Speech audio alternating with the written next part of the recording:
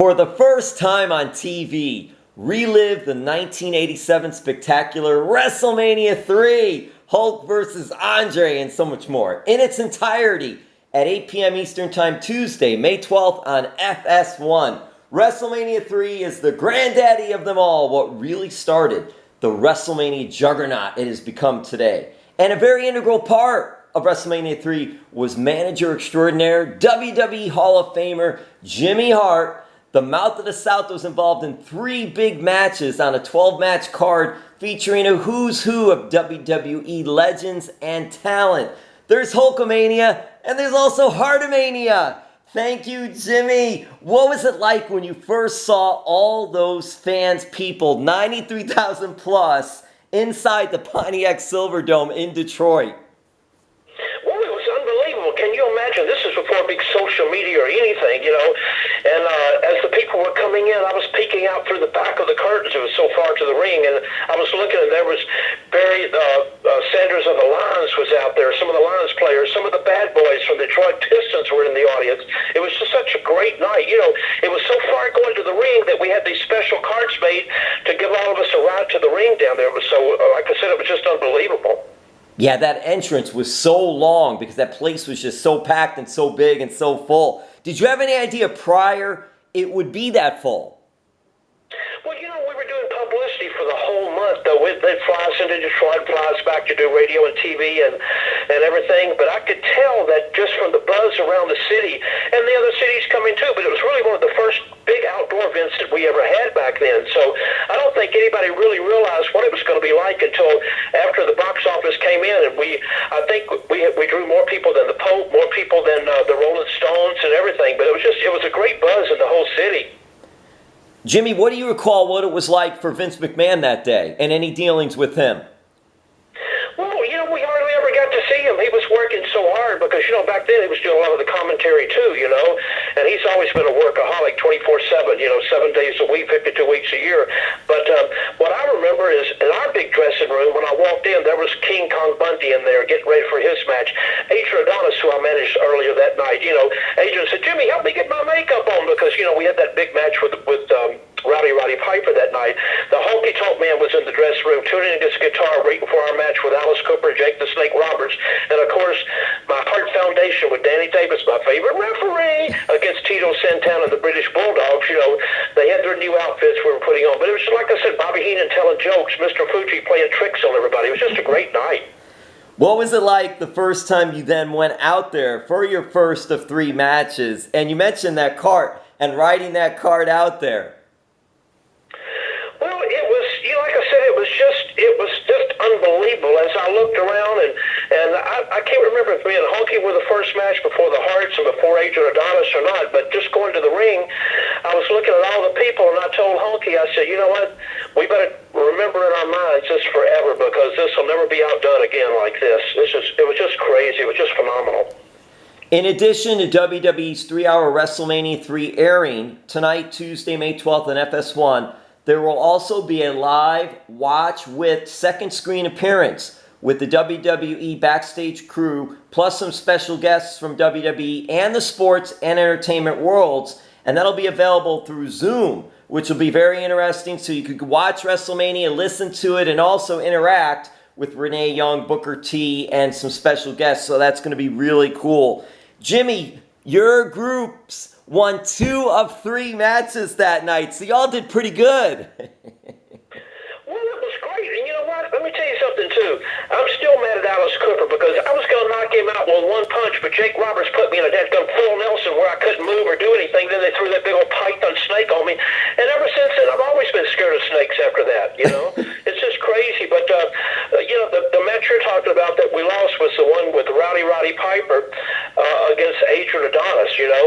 And I think Brutus Beefcake interfered in that match to cause us to lose it, too, so we still need a rematch with those guys, you know, with Brutus and everything. What do you also remember, because I believe, if I looked at the match order, that was your first of 3 matches. It was Piper against adorable Adrian Adonis. What can you tell us about adorable Adrian Adonis? Gosh, Adrian, for his side, was just so unbelievable, you know, for a big man like that. But he was very creative and very articulate on everything.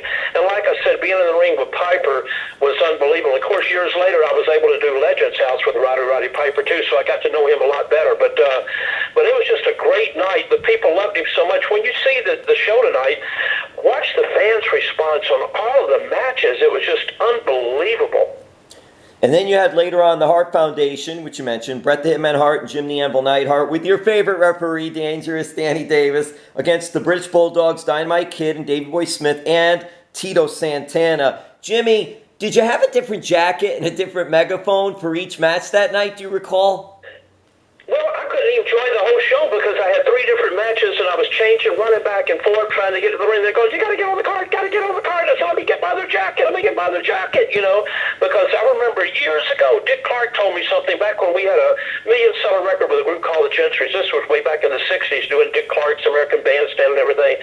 And Dick Clark, we were on tour with the Beach Boys, and he pulled us all in a room one time, and he said, look, when you're in the entertainment field, remember one thing. If you dress like the audience, one day you're going to wind up sitting in the audience. So I wanted to make sure that I wasn't going to be sitting in the audience anytime soon. So that's why I made my colorful jackets that night. I had 3 different jackets, 3 different outfits that I wore to make sure that people got their money's worth. Jimmy, not just that night, but overall, do you have a favorite jacket? You know what? The jackets that I wear with the Hulkster, I always like those. But the Hart Foundation, of course, Honky Tonks were wild and crazy. But like I said, the jacket I had on that night, I got to do a little spot with Aretha Franklin that night. And I remember before we did it, she said, you know, your publicity crew told me that you were part of a group one time. I said, yes, ma'am. We had $1 million record called Keep On Dancing with Dick Clark. She said, you know, I did some stuff with Dick Clark, too. And she said, well, look, you know what, son? Don't be ashamed of $1 million. It's better to have one than none. And I said, yes, ma'am. That is so cool that all of a sudden you're out there, and because of WrestleMania, because of WWE, there you are talking with, I mean, really, the queen, Aretha Franklin. Oh, I know it. You know, thank gosh, I kept a lot of those pictures, too. You know, we did a lot of things with a lot of the artists back in the day. You know, we did some with, believe it or not, Little Richard, who, by the way, just passed away. I've got some great stuff done with him and some of the superstars back in the day, James Brown, and, of course, Aretha Franklin.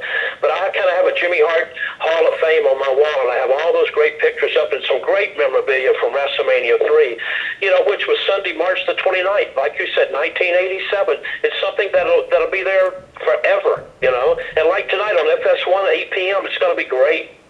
And you know what, Jimmy, that's so cool because there's so many athletes that you mentioned, and also rock and rollers, musicians, celebrities that were involved and are involved in WrestleManias, and how big it has grown like that. What does WrestleMania mean to Jimmy Hart?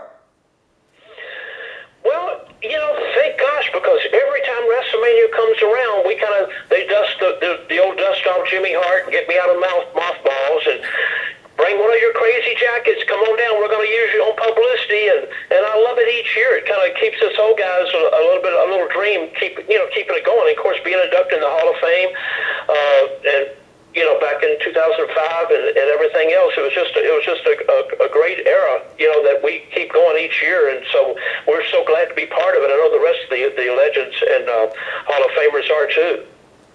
And Jimmy, you were so instrumental in theme music for WWE Superstars.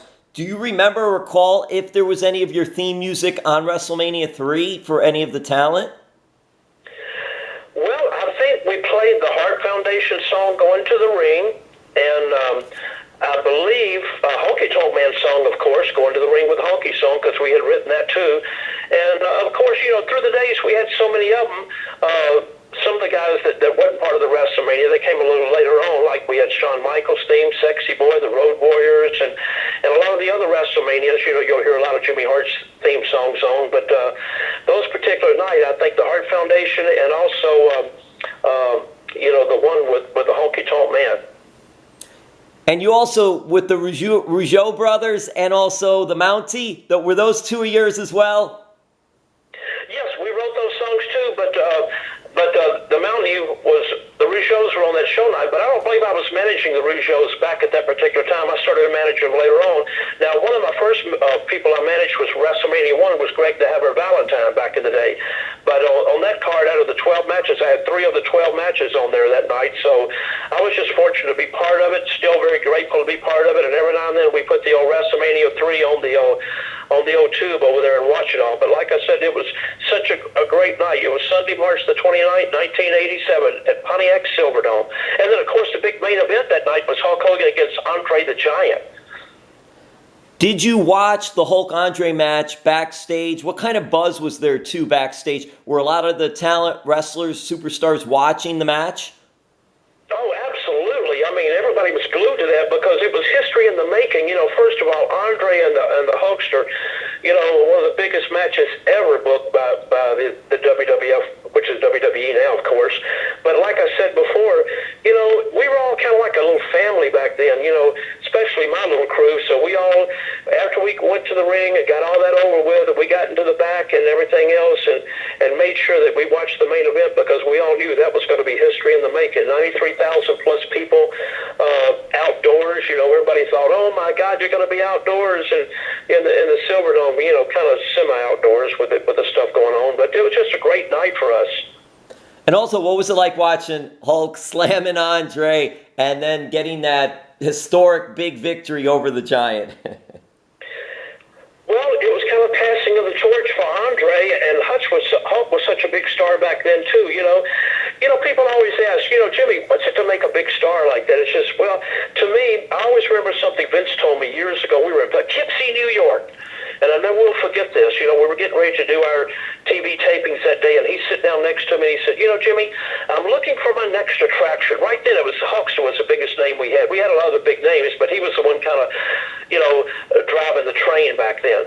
And he said, I'm looking for somebody that can walk through any airport in the world. And even a casual wrestling fan now, casual that barely watches TV or wrestling, will go, oh my God, look who it is. Then I can take them, put them on the Today Show, the Tonight Show, and they can hold their own with a host about any subject and not embarrass the company. Then I can take them, make them the face of Make-A-Wish, put them on TV, give them a push, and sell $1 million in merchandise in a year's time. Hulk had it, The Rock had it, Stone Cold had it, John Cena had it. It's just really hard to find that person that fits that description, you know. But Hulk had it, and like I said, Andre, you know, seventh wonder of the world right there going through any airport. But like I said before, that's what we all kind of look for in somebody, and Hulk really had all that. But Andre, you know, there's two sides of a coin. You've got to be against a good opponent that people either hate or love that you're going to go up against that really makes those matches really important. WrestleMania 3 will be airing for the first time on TV tonight, Tuesday, May 12th on FS1. You can watch it in its entirety. You can see this man, WWE Hall of Famer, Jimmy Mouth of the South Hart. Jimmy, we'll wrap this up with mentioning that match that you did mention, Honky Tonk Man versus Jake the Snake Roberts. Jake had Alice Cooper, rock legend, in his corner. Hey, Honky got the win. But then, like you mentioned, they tried to get that big old Damien, that big python snake, and put it on you. Alice Cooper grabbing it, Jake holding you. What was that like for you? And just how scared out of your mind were you seeing that big Damien? Well, first of all, you know, we really, like you said, won the match, and all of a sudden I turned around, and Honky was heading for the dressing room, and I went, don't leave me! And of course he did. And, buddy, like I said before, I was one punch from knocking Alice Cooper completely into the next week, you know. And all of a sudden, I get full Nelson put on me by Jake the Snake Roberts, and all of a sudden I could see the big snake coming, and I thought I might have fainted for 2 seconds. But I hate that snake, man. I've always been scared of snakes anyhow. They threw it on me, and I couldn't wait to get back to the back, and it's just, you know, like I said, it's something going to be etched in my mind forever. But what a great night it's going to be tonight. Like you said before, FS1, 8 p.m., 12 big matches. Jimmy Hart's part of 3 of them, but it's a part of history, so I hope a lot of people get a chance to turn the TV on and watch it. I do too. It should be a great, great night. And you know what's interesting, Jimmy? That match between Honky Tonk Man and Jake Snake Roberts had to follow an all-time classic that we really didn't even mention, which was Macho Man Randy Savage against Ricky the Dragon Steamboat. And Mach had Miss Elizabeth, and the Steamboat had George the Animal Steel in his corner. And you guys had to follow up that. What was that like? Just not only having that match and what a classic it's been, but also having to follow up something like that. Well, you know, the Randy Savage match, who, by the way, I used to manage him in Memphis, Tennessee before I went to New York, with Steamboat was great, with George out there too, you know, and Miss Elizabeth, of course. But you know what, their match was great, but it didn't bother us because the audience was just on every match. When you watch WrestleMania tonight, watch the audience response on every match. It's like unbelievable, you know, from the opening match to the 12th match, the main event. I mean, the people were just sitting on the edge of their seats for everything. So it's what you see tonight. It's really unbelievable if you watch the fans. And I always like to listen and watch the fans on a lot of things and see what they respond to. But I mean, every match, whether it was the Hillbilly Jim and Little Beaver and the Haiti Kid against King Kong Bundy and those guys, or the Junkyard Dog and Harley Race, or the Rougeau brothers and Beefcake and Valentine.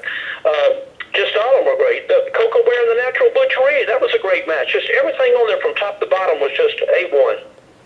And that's just awesome. And everyone get a chance to check it out. WrestleMania 3 tonight. That's Tuesday, May 12th on FS1 beginning at 8 p.m. Eastern Time in its entirety. You got Gorilla Monsoon and Jesse the Body Ventura on commentary as well. And then right after, there'll be an all-new WWE Backstage at 11 p.m. Eastern Time on FS1. So it's going to be a really big night. And I want to say, Mouth of the South, Jimmy Hart, WWE Hall of Famer, you were Manager of the Year by Pro Wrestling Illustrated in 1987, the year of WrestleMania 3. And just by WrestleMania 3 alone, we could see why. And then the next year, Jimmy, I think you should have won it again, because at WrestleMania 4, that Brutus the Barber Beefcake with those clippers shaved your head, clipped you, gave you a clip job. That wasn't right, Jimmy. He gave me the worst haircut, man.